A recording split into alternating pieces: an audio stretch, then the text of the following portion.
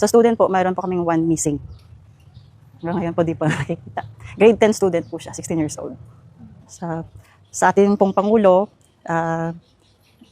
maraming salamat po in advance. I was amazed po. Grabe po. I never imagine na po nga na yung makikita ko po si PBBM sa ganitong sitwasyon. Pero blessed po kami.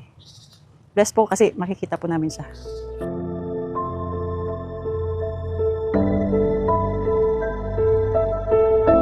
Nung una, hindi pa yung tubig kasi yung ulan, kunti-kunti lang. Akala namin hindi pa pupunta dito yung tubig mula sa ilog. Tapos nabigla na lang kami na ang lakas-lakas na ng tubig hanggang sa dito na akala nga namin hindi aabot dito. Tapos yung mga anak ko pinalabas namin doon, mga ilang dekada na kami dito pero first time pa lang nangyari to. Wala kaming nadala, yung suot lang talaga namin kasi akala namin hindi lalakas yung tubig. Tapos yung mga kapitbahay din namin, wala ring nadala, wala ring natira sa bahay namin, inodoro. Yun lang. Maraming salamat po, Pangulo, kasi binigyan niyo po kami ng time na makapagpunta po kayo dito kahit ang layo-layo po ng Negros. Pero kung kayo mga puso, sige lang. Sige. Sobrang po, hanggang dito po yung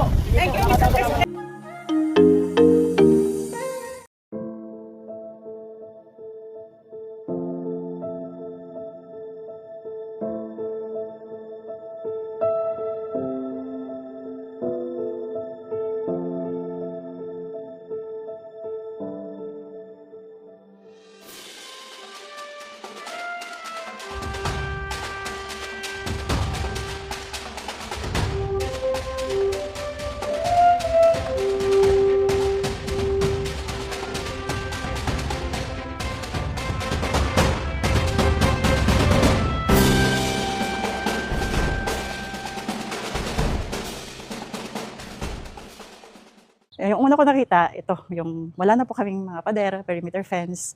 Tapos, pumasok po kami, hindi napasable pa po yung entrance. Saka ito po, kita niyo po yan, yung putik, nandito po yun. Nirescue po namin yung ma-rescue, yung mga small equipments. Tapos, yun po, kahit po ang putik andito, sinek ko po yung buong perimeter fence, perimeter vicinity ng school. Nakakapanlumo po. Ang pangit ng ng school. Umuwi po nung kinamagahan, check din po, balik po ako dito. Yung feeling na you have to be strong for your teacher at saka students. Yung mga teacher ko po, pasok, iyakan. Hindi po ako nagpakita ng luha. My teacher na dumating, iyak na naman. Ako, iyak.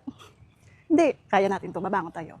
Babangon tayo para sa school, para sa students. Meron po kami 1,257 students. Meron po kami junior high school, 854. And the rest po, senior high school na po yan. Pero meron po kaming two teachers na totally damaged yung bahay. Lahat, yung iba po na partially. Sa student po, meron po kaming one missing. Hanggang ngayon po di pa nakikita. Grade 10 student po siya, 16 years old. Sa ating pong Pangulo, maraming salamat po in advance. I was amazed po. Grabe po. I never imagine na po nga na yung makikita ko po si PBBM sa ganitong sitwasyon. Pero blessed po kami. Blessed po kasi makikita po namin siya.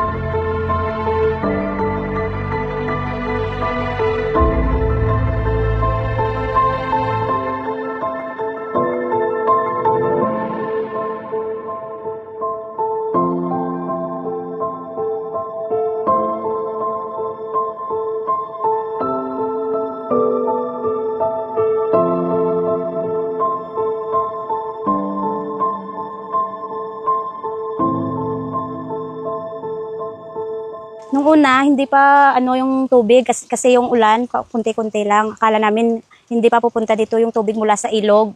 Tapos nabigla na lang kami na ang lakas-lakas na ng tubig hanggang sa dito na akala nga namin hindi aabot dito. Tapos yung mga anak ko pinalabas namin doon. Mga ilang dekada na kami dito pero first time pa lang nangyari to. Wala kaming nadala, yung suot lang talaga namin kasi akala namin hindi lalakas yung tubig.